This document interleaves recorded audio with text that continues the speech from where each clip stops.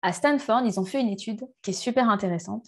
Ils ont pris un panel d'élèves, ils sont allés dans la première salle et ils ont dit aux étudiants, vous allez faire votre examen normalement, par contre, vous allez avoir une sonnerie qui va durer tout le temps de l'examen, un signal sonore très fort.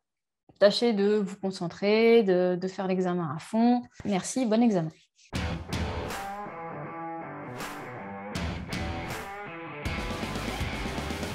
Souvent, quand on a des acouphènes, le premier réflexe qu'on va avoir, ça va être d'essayer de les faire baisser. J'ai une coachée comme ça, et je pense que c'est très représentatif de ce qu'on va faire dans ces cas-là. C'est qu'elle a commencé par aller voir l'ORL, elle a entendu qu'il n'y avait rien à faire, donc elle est allée voir quelqu'un d'autre, et puis elle a découvert qu'il pouvait y avoir des solutions. Donc du coup, elle s'est tournée vers les ostéopathes, la psychologie, la psychiatrie. Et donc, elle a enchaîné tout un ensemble de solutions avec ce truc de descendre systématiquement dans le creux de la vague parce que elle pensait avoir trouvé quelque chose, donc c'était chouette, et puis elle redescendait, et puis hop, elle avait autre chose, et elle redescendait.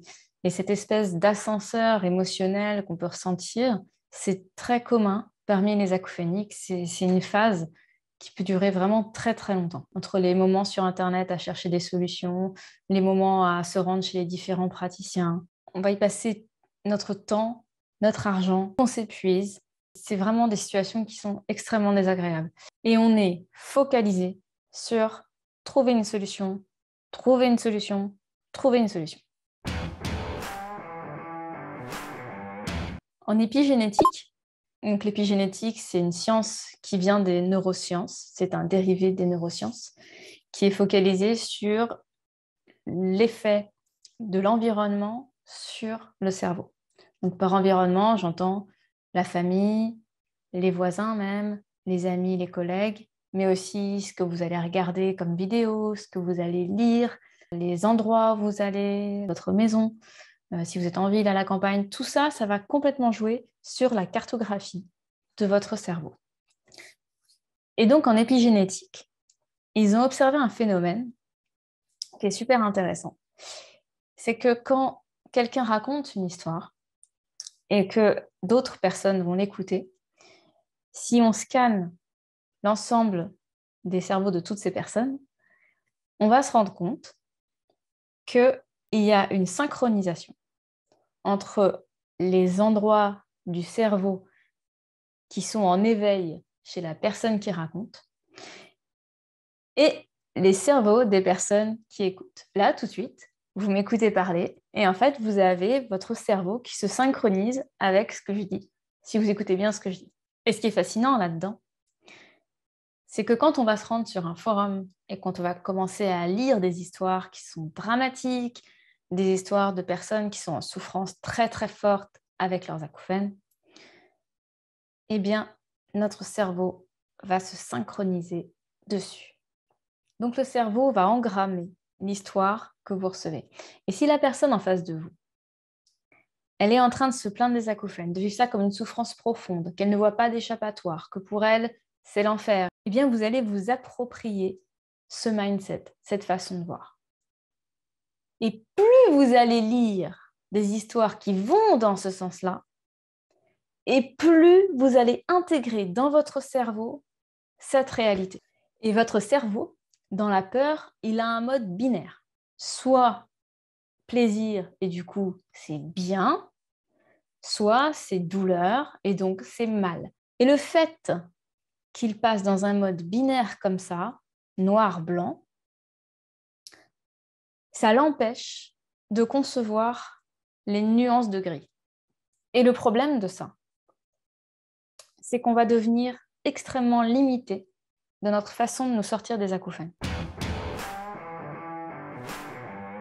Donc la première chose à faire, c'est d'arrêter d'aller sur les forums qui vont vous plomber, parce que tout ça, ça vous amène dans cette peur, ça entraîne votre cerveau à créer des connexions neuronales qui vont entretenir ce système de pensée, et du coup, vous allez y penser de plus en plus.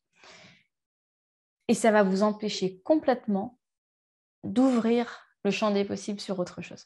À Stanford, ils ont fait une étude qui est super intéressante. Ils ont pris un panel d'élèves, donc d'étudiants, en leur disant, voilà, vous allez faire votre examen comme c'était prévu. Par contre, dans le cadre de l'étude, on va vous diviser en 2 groupes. Ils ont mis 2 groupes, chacun dans une salle. Ils sont allés dans la première salle et ils ont dit aux étudiants, voilà, vous allez faire votre examen normalement. Par contre, vous allez avoir une sonnerie qui va durer tout le temps de l'examen, un signal sonore très fort, genre un sifflement, vous voyez, ça vous parle. Tâchez de vous concentrer, de faire l'examen à fond. Voilà, merci, bon examen. L'autre groupe, on leur a dit la même chose, donc c'était les mêmes conditions d'examen. Mais on leur a dit, vous voyez là-bas, au fond de la salle, vous avez un petit bouton on-off. Si vraiment vous ne supportez plus ce son strident, alors vous allez appuyer dessus et ça l'éteindra. Mais pour le bon déroulé de l'étude, on vous demandera d'éviter au maximum d'appuyer dessus et d'essayer vraiment de jouer le jeu jusqu'au bout, de garder le signal sonore. Donc l'examen se passe et on va chercher les examens des premiers étudiants de la salle A, la salle où il y avait le signal, mais il n'y avait pas de possibilité de shifter. Et il se trouve que ça a été compliqué. Donc les résultats sont moyens. Quand on les interroge, ils disent qu'ils ont eu des difficultés de concentration, qu'ils étaient assez obsédés par le son.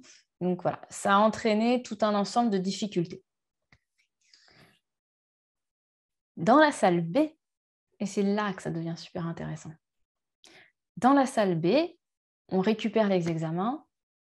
Il se trouve que les élèves s'en sont globalement beaucoup mieux sortis que ceux de la salle A.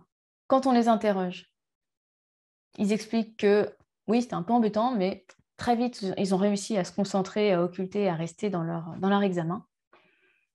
Et au final, ils n'ont jamais appuyé sur le bouton off. Ils sont restés donc dans les mêmes conditions d'examen que la salle A. Alors, qu'est-ce que ça nous apprend? C'est passionnant, non? En fait, ça nous apprend que dès l'instant où on se sent en contrôle de la situation, tout change. Dès l'instant où vous avez la perception que vous avez le pouvoir, tout change. Donc finalement, une des solutions, c'est d'entraîner le cerveau pour que progressivement, il ait ce sentiment de reprendre le pouvoir sur la situation. Et il y a un exercice que je fais avec mes coachés, et en général, c'est une révélation. Ça va être d'aller chercher des histoires de réussite des gens qui ont un handicap. Par exemple, vous avez Nick Vujicic. Alors, je ne sais pas si ça se prononce comme ça. J'ai fait une vidéo sur lui déjà. Je pense que j'ai passé la vidéo à mal prononcer, mais c'est pas grave. Vous savez, c'est cet homme qui a ni bras ni jambes et il parcourt le monde entier pour aller parler de son handicap et en fait de comment il gère sa vie. Et sa vie, elle est ultra inspirante parce que c'est quelqu'un il va à la piscine. Il raconte quand il est sur le plongeoir et qu'il arrive et qu'il va sauter et que les gens le regardent. Tout le monde est atterré, évidemment. Enfin, vous voyez quelqu'un sans bras, sans jambes, qui est sur le haut du plongeoir là-haut, mais quelle serait votre réaction? Et en fait, la réaction que ça provoque en vous, c'est exactement ça. C'est ça qui doit shifter. C'est ça qui doit changer pour vous. C'est d'arrêter de vous dire que c'est une condamnation, les acouphènes. Ce n'est pas une condamnation, c'est une nouvelle vie. Et à partir du moment où vous allez réussir à shifter là-dessus, ça va changer toute votre vie. Et moi, je vous conseille de le faire, cet exercice, d'aller vous inspirer de personnes handicapées qui ont métamorphosé leur vie parce que ça va chanter votre cerveau. Il va se rendre compte qu'effectivement, il y a autre chose.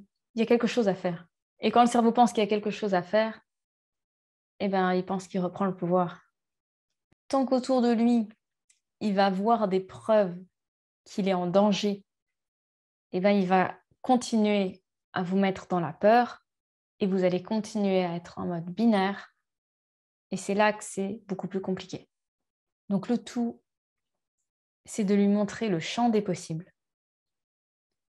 pour ouvrir quelque chose dans votre mindset.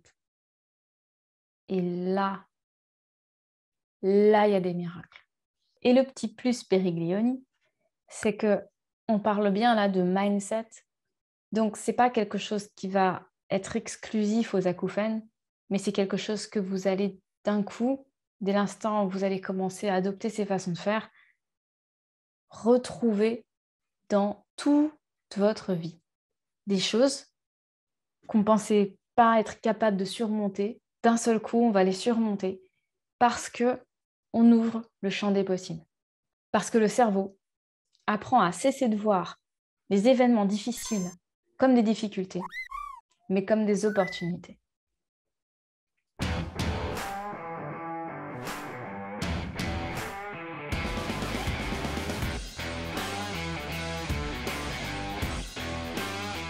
Alors, si vous avez des acouphènes, que vous en souffrez, que vous ne savez pas comment vous en sortir, que vous aimeriez savoir comment donner du sens à votre vie au-delà des acouphènes pour qu'ils arrêtent d'avoir du pouvoir sur vous, j'ai 2 options pour vous. La première, vous pouvez prendre rendez-vous avec moi. C'est une session découverte, donc c'est gratuit. Ça dure 30 minutes. On échange sur ce qui est difficile pour vous, comment ça se passe au quotidien, et puis on essaie de clarifier un petit peu tout ça. Et je vous fais découvrir mon accompagnement. Donc, pour prendre rendez-vous avec moi, vous allez sous la vidéo, le lien qui amène à mon site internet, et ensuite vous descendez jusqu'en bas de la page et puis vous cliquez sur prendre rendez-vous. Deuxième option, vous pouvez assister à mon webinaire Acouphènes et neurosciences, la vraie solution, point d'interrogation.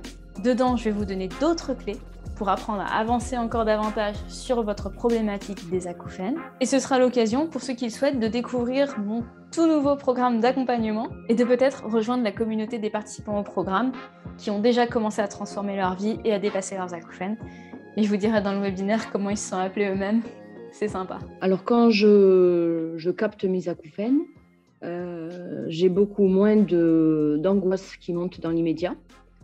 J'arrive à les percevoir et à apaiser ça tout de suite en me disant je vais plus y penser dans quelques secondes, je relativise la gêne.